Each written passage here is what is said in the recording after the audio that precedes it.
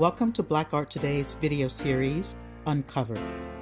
UnCovered is Black Art Today's intimate conversations with artists of African descent that represent African culture in the genres of literature, visual arts, and the performing arts. In today's episode, Black Art Today interviews historical romance author Camille Robinson.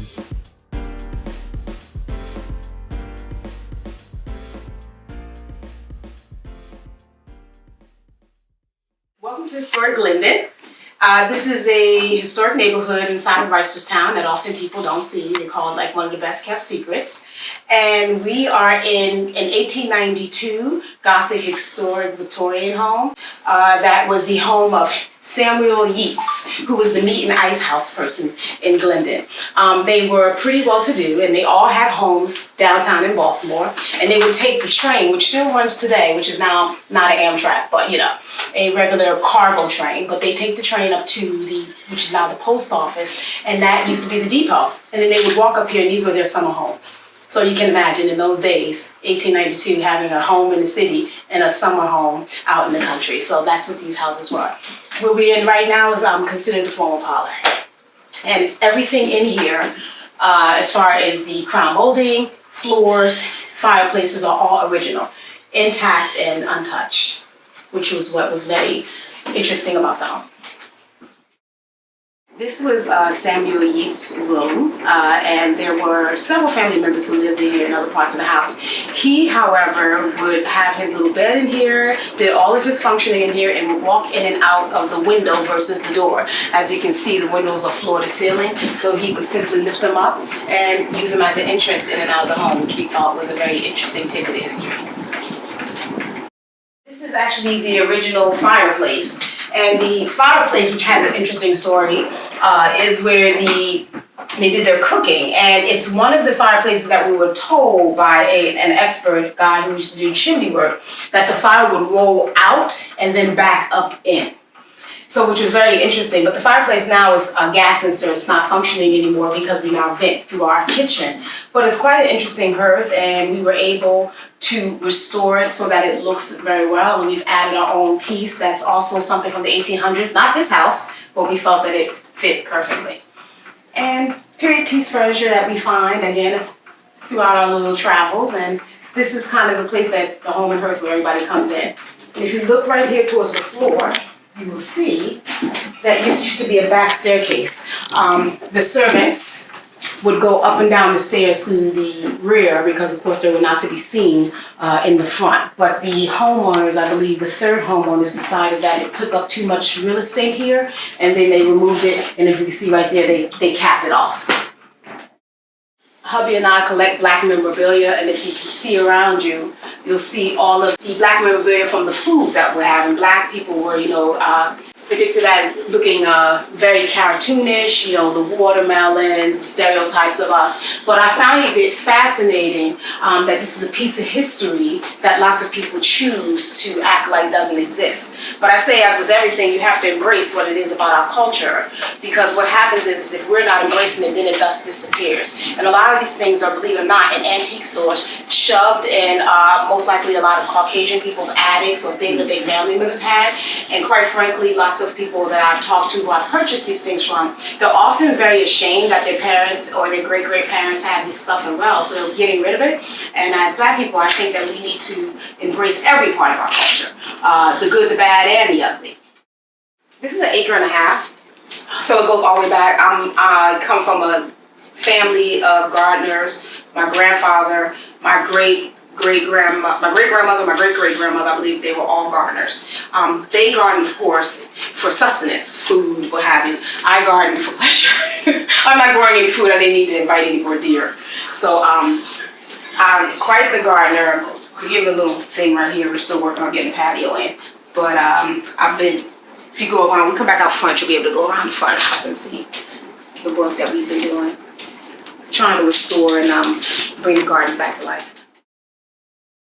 So I would like to read you a small excerpt from the beginning of the book, Unloved, For the Love of Benedicte. And this is where Benedicte is first being introduced into the world, and you're walking into a a situation where he is not very comfortable, but it is something that he has to do on a consistent basis. 1766, New Orleans, Louisiana.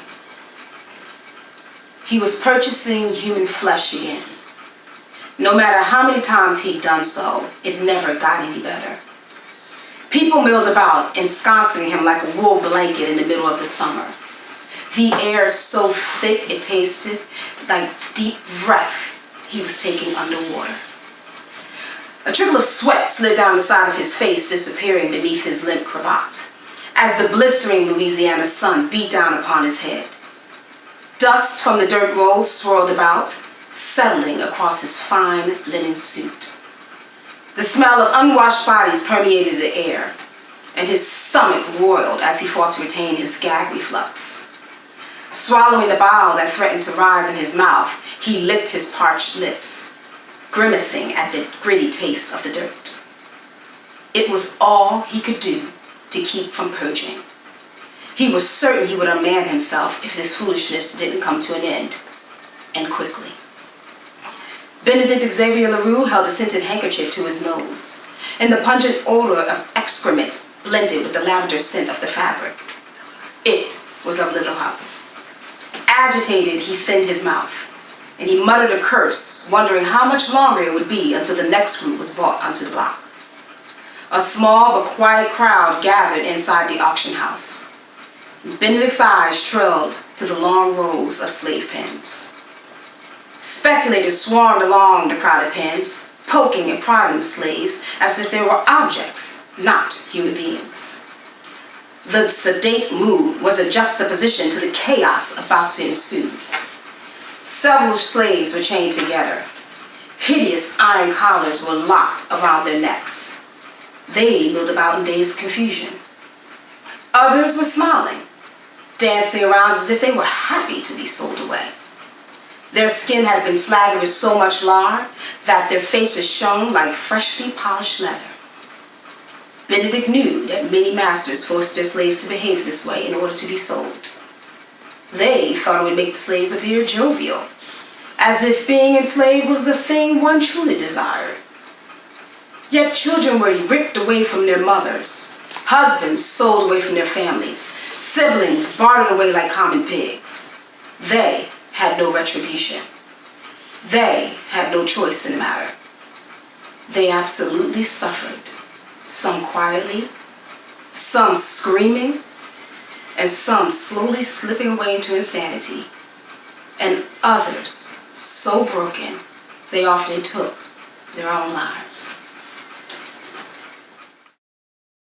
I was just very interested personally myself in what love would have looked like in the 1700s, right in the thick of slavery. What would that have looked like? How hard would it have been to love? How were the families? How did they get through all of the trials and tribulations, whether they were enslaved or not? So that was very interesting to me. I wanted to know, what did love look like? How did it feel? What was the struggle? What was the passion? I know in present times how we fight for Black love in today's world, in the world of modernity, with everything available, everything we can touch, and all the access, and a lot of the bonds that we didn't even have back then. But people then, what did they do? How did they feel? How hard did they have to love in order to overcome all of the obstacles that were literally thrown in their face? So that to me was very profound reason to write a book that didn't exist, that talks about those very things that are very important to us. Camille Robinson is an African-American historic romance author who is really determined to tell a story about Black people that people just don't know about. We are quite the dynamic race, and I found that there was a piece of history that was often glossed over, underrepresented, and it was interesting to me to tell a tale about a time that is very difficult to talk about, and also to change people's mindsets, or basically to change the narrative of what people think that they know about Black people, even Black people. it or not, Unloved was kind of fast. It took me 3 months, but the majority of the book was written on a flight to Barcelona and back, which is about 9 hours. And I was scribbling away with my little hand because I like to handwrite my stories versus typing them. And the passenger next to me looked at me and she kept staring at me and she said, "You're actually using pen and paper," which I guess is a little bit obsolete, but a writer's spirit is in her hand, and her energy flows onto paper, and there's something very cathartic and spiritual about that. So Unloved was born in the air, 41,000 miles over the Atlantic Ocean, coming back from Barcelona. Writer's block is very interesting, and lots of people talk about writer's block, and I'm around a lot of authors and say, "Oh my gosh, I can't think. I am the type of person who doesn't believe in writer's block. I believe in spiritual block, and I think what happens is that when your spirit is empty, it's hard for you to be very innovative, or if you're in a state in your life where it's hard for you to see yourself out of, how can you possibly be creative in that process? So for me, I don't believe in writer's block at all. My problem is that there are too many characters and too much dialogue going on. So then what winds up happening is that they're all fighting to get on page. And I just have to all tell them to back down because I don't have time to be trying to get them all on page. I got 2 hands, people. 2 hands. Hence the reason why this woman has written 8 books in 4 years. And it is insane. And they fight me to get their stories told. So a lot of people who know me will say, "Do you feel that you connect with like real people who from the past who are wanting their stories to be told?" And I say, you never know. Character creation is quite interesting. One, for me, it was a very cathartic ordeal for me to be able to create my characters. All authors are very different, but I have to know what these people look like. So the first thing that I do is I will find out, when was this person born? Because I really believe that your sign and your horoscope tells a lot about who the individual is, if anybody ever looks at horoscopes. And so I looked up dates of birth and I gave them a date. Then I looked for names, and that was hugely important to me because the name of a character says a heck of a lot about them. All of the names of the characters that I have in my book are actual real slave names. And those names were picked up from the Whitney Plantation down in New Orleans. It's not New Orleans, actually in Louisiana, right outside towards Vacheray. But they have these wonderful slave stones with all of the names documented of the children who died before the age of 4 on the plantations. And it's thousands and thousands of names. And these people, these young people have no voice. They lived very minimal life, if any at all. And I felt it was my way of giving homage to them. So every name of the characters in my book are from these children who have lost their lives so early on. So Benedicte was the first name, and I thought it was quite interesting because it was Benedicte with an E, unlike Benedict with just a plain T. And I was like, absolutely. And then once I picked him, I went ahead on and I looked up his horoscope to find out that he was stubborn, that he was very orderly, that he's a leader, and that he's very family oriented, and he wants his way.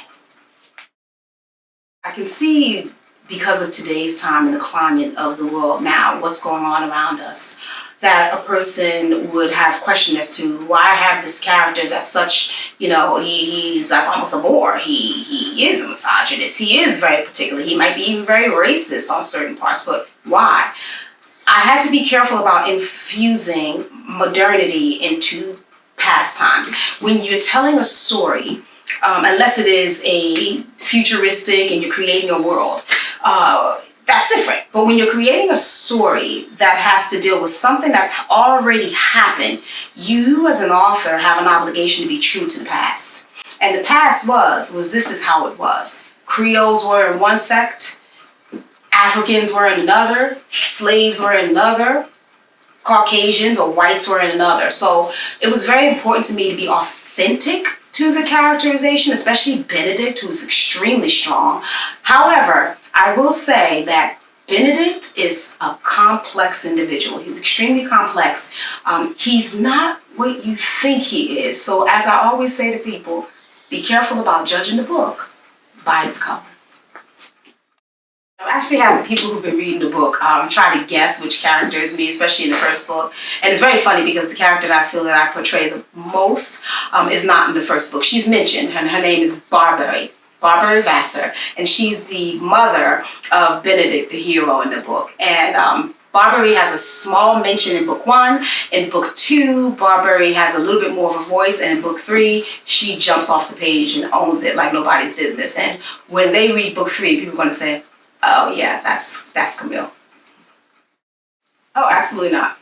Nope. Nope, I didn't want to be an author. Actually, I wanted to be an artist. I like to draw, and I vision myself doing these beautiful murals and paintings over buildings, and people would want to put my work in their homes. And then my mother was like, "Yeah, right.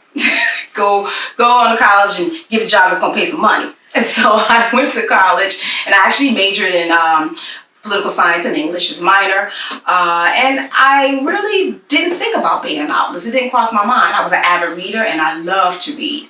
In my 20s, I toyed around with and wrote like a contemporary romance novel for myself, actually, because they didn't have that many of Black people, and I wanted to know what it was like, so I wrote it, and on legal paper, and it's still sitting upstairs in my attic right now, and whenever when I have a chuckle, I'll pull it out and take a look at it. And then one day I just decided, you know what? Maybe I'll shoot my hand at it. I don't think that publishing is difficult. I think it's tedious. My story was interesting, actually. One of my friends who was also an author had invited me to a writer's retreat, which was fantastic. And I went there, and the owner who put the retreat together was very interested in my work, and invited me to do a contest to win a publishing deal. And much to my surprise, I actually won the contest, which consisted of a $150,000 prize along with a publishing contract, which I promptly turned down. It was important to me to stay very true to my narrative. It was important for me to put my hands on the process. So I decided to self-publish, and I found the whole process extremely gratifying. And the knowledge behind it that you achieve from the learning the process is priceless. It's priceless. Well, first I would say to 16-year-old Camille, I would let her know to never let anyone sway her from doing what brings her joy.